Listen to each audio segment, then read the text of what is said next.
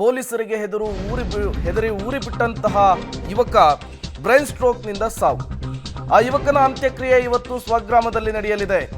ಇವತ್ತು ಬೆಳಗ್ಗೆ 11 ಗಂಟೆಗೆ ಕಿರಣ್ ಅಂತ್ಯಕ್ರಿಯೆಯನ್ನು ನೆರವೇರಿಸಲಾಗುತ್ತೆ. ಮಂಡ್ಯ ಕಾರಾಗೃಹದಲ್ಲಿ ಬಂಧಿಯಾಗಿರುವಂತಹ ಕಿರಣ್ ತಂದೆ ಕುಮಾರ್ ಮಗನ ಅಂತ್ಯಕ್ರಿಯೆಯಲ್ಲಿ ಭಾಗಿಯಾಗಲಿಕ್ಕೆ ಕೋರ್ಟ್ ಅನುಮತಿಯನ್ನು ಕೊಟ್ಟಿತ್ತು. ಅಂತ್ಯಕ್ರಿಯೆಯಲ್ಲಿ ಭಾಗಿಯಾಗಲಿಕ್ಕೆ ಕಿರಣ್ ತಂದೆ ಕುಮಾರ್ ಈಗಾಗಲೇ ಆಗಮಿಸಿದ್ದಾರೆ. ಇತ್ತ ಅಂತಿಮ ದರ್ಶನಕ್ಕೂ ಕೂಡ ಯುವಕರು ಬರಲಿಕ್ಕೆ ಹೆದರುವಂತಹ ಪರಿಸ್ಥಿತಿ ನಿರ್ಮಾಣವಾಗಿದೆ. ಗ್ರಾಮಕ್ಕೆ ಬಂದರೆ ಪೊಲೀಸರು ಬಂಧಿಸಿಬಿಡ್ತಾರೆ ಎನ್ನುವಂತಹ ಆತಂಕ ಮನೆ ಮಾಡಿದೆ. ಕಿರಣ್ ಅಂತಿಮ ದರ್ಶನವನ್ನು ಪಡೆದಿದ್ದಾರೆ. ಜೆಡಿಎಸ್ನ ಯುವ ಘಟಕದ ರಾಜ್ಯಾಧ್ಯಕ್ಷ ನಿಖಿಲ್ ಕುಮಾರಸ್ವಾಮಿ ಅವರು. ಕೆಲವೇ ಕ್ಷಣಗಳಲ್ಲಿ ಅಂತ್ಯಕ್ರಿಯೆ ನೆರವೇರುತ್ತೆ. ಅದಕ್ಕೆ ಬೇಕಾದಂತಹ ಸಿದ್ಧತೆಗಳನ್ನು ಮಾಡಿಕೊಳ್ಳಲಾಗಿದೆ. ಕಿರಣ್ ಪೊಲೀಸರಿಗೆ ಹೆದರು ಊರು ಬಿಟ್ಟಿದ್ದ. ಬ್ರೈನ್ ಸ್ಟ್ರೋಕ್ ಆಗಿ ಆತ ಸಾವನ್ನಪ್ಪಿದ ನಿಮಾನ್ಸ್ ಆಸ್ಪತ್ರೆಯಲ್ಲಿ. ಈಗ ಆತನ ಪಾರ್ಥಿವ ಶರೀರವನ್ನು ಮನೆಗೆ ತರಲಾಗಿದೆ. ಒಂದು ಕಡೆ ಕುಟುಂಬಸ್ಥರ ಆಕ್ರಂದನವನ್ನು ನೀವು ಗಮನಿಸ್ತಾ ಇದ್ದೀರಿ. ಮತ್ತೊಂದು ಕಡೆ ಅಂತ್ಯಕ್ರಿಯೆ ಆಗಲಿಕ್ಕೆ ಬೇಕಾದಂತಹ ಸಿದ್ಧತೆಗಳನ್ನು ಕೂಡ ಮಾಡಿಕೊಳ್ಳಲಾಗ್ತಾ ಇದೆ.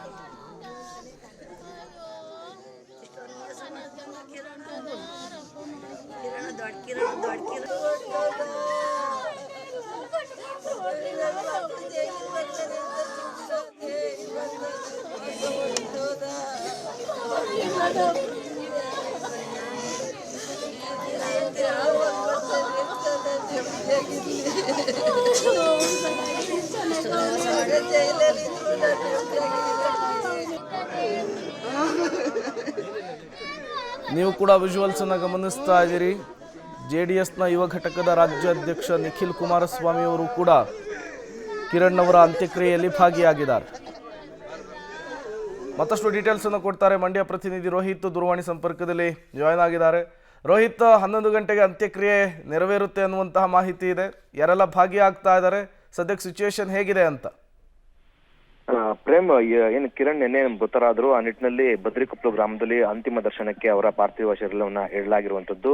ಇದೀಗ ಜೆಡಿಎಸ್ನ ಯುವ ಘಟಕದ ರಾಜ್ಯಾಧ್ಯಕ್ಷರಾದಂತಹ ನಿಖಿಲ್ ಕುಮಾರಸ್ವಾಮಿ ಅವರು ಅವರ ಅಂತಿಮ ದರ್ಶನವನ್ನ ಪಡೆದಿದ್ದಾರೆ. ಜೊತೆಗೆ KR ಪೇಟೆಯ ಶಾಸಕ ಮಂಜು ಅವರು ಕೂಡ ಬಂದಿರುವಂತದ್ದು. ಅಂದ್ರೆ ಒಂದ್ ರೀತಿಯಾಗಿ ನೀರವ ಮೌನ ಏನು ಈ ಒಂದು ಗ್ರಾಮದಲ್ಲಿ ಆವರಿಸಿರುವಂತದ್ದು. ಯಾಕಂದ್ರೆ ಗಣೇಶ ಪ್ರತಿಷ್ಠಾಪನೆ ವೇಳೆದಂತ ಗಲಭೆಯಿಂದಾಗಿ ಇಡೀ ಗ್ರಾಮ ಒಂದು ರೀತಿಯಾಗಿ ಅಶಾಂತಿಯ ವಾತಾವರಣ ನಿರ್ಮಾಣವಾಗಿತ್ತು. ಜೊತೆಗೆ ಇಲ್ಲಿನ 23 ಜನರನ್ನು ಕೂಡ ಬಂಧನ ಮಾಡಿದ್ರು ಪೊಲೀಸರು. ಇದಲ್ಲದೆ ಒಂದಷ್ಟು ಯುವಕರು ಏನು ಊರನ್ನ ಬಿಟ್ಟು ಹೋಗಿದ್ರು. ಈ ಪೈಕಿ ಕಿರಣ್ ಕೂಡ ಒಬ್ಬರಾಗಿದ್ರು. ಏನೇ ಬ್ರೈನ್ ಸ್ಟ್ರೋಕ್ ಇಂದ ಸಾವನ್ನಪ್ಪಿದ್ದಾರೆ. ಕಳೆದ 3 ವರ್ಷಗಳ ಹಿಂದೆ ಕಿರಣ್ಗೆ ಮದುವೆ ಆಗಿತ್ತು. ಜೊತೆಗೆ 2 ವರ್ಷದ ಒಂದು ಮಗು ಸಹ ಇತ್ತು. ಇದೀಗ ಅವರೆಲ್ಲರೂ ಕೂಡ ಕಿರಣ್ ಅನ್ನ ಕಳ್ಕೊಂಡು ಅನಾಥರಾಗಿರುವಂತದ್ದು. ಇನ್ನೊಂದ್ ಕಡೆ ಕಿರಣ್ ನ ತಂದೆ ಕುಮಾರ್ 17ನೇ ಆರೋಪಿ ಆಗಿದ್ರು. ಇವರು ಕೂಡ ಇದೀಗ ಪುತ್ರ ಶೋಕದಲ್ಲಿ ಇರುವಂತದ್ದು. ಒಟ್ಟಾರೆ ಈ ಒಂದು ಗ್ರಾಮದಲ್ಲಿ ಎಲ್ಲೇ ಸಾವಿನ ಸೂತಕ ಇರುವಂತದ್ದು. ಅವರ ಕುಟುಂಬಸ್ಥರ ಆಕ್ರಂದನ ಮುಗಿಲು ಮುಟ್ಟಿರುವಂತದ್ದು. ಥ್ಯಾಂಕ್ ಯು ರೋಹಿತ್, ತಮ್ಮೆಲ್ಲ ಮಾಹಿತಿಗಾಗಿ.